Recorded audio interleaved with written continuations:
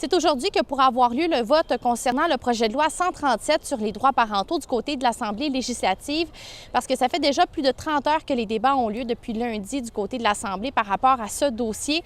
Il y a un total de 40 heures qui peuvent être accordées à ce projet de loi en termes de débat. Le premier ministre Scott Moe continue de dire que ce projet de loi est nécessaire pour que la politique d'identité de genre dans les écoles reste en place et que son gouvernement agit à la demande de parents et d'électeurs. De son côté, l'opposition officielle accuse le gouvernement de mettre l'emphase sur ce dossier plutôt que d'autres enjeux qui touchent de plus en plus les résidents de la province. Le NPD a profité de la séance d'hier pour dénoncer le manque de ressources pour les garderies et les aînés.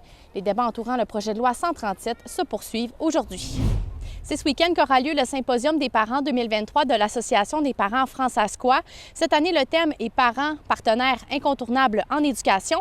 Le directeur général de l'association nous présente les différentes activités qui sont prévues. Nous avons 3 catégories d'ateliers.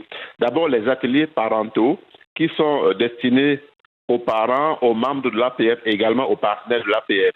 Il y a également les ateliers destinés aux éducatrices et aux directions des centres éducatifs. Nous avons également prévu des ateliers parentaux pour les enfants.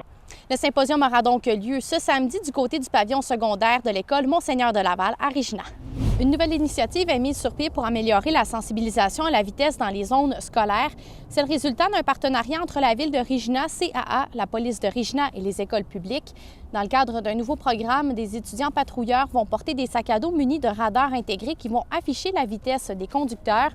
Chacun de ces étudiants sera accompagné d'un adulte. L'objectif de ce programme est vraiment de sensibiliser les automobilistes à être vigilants et attentifs dans les zones scolaires.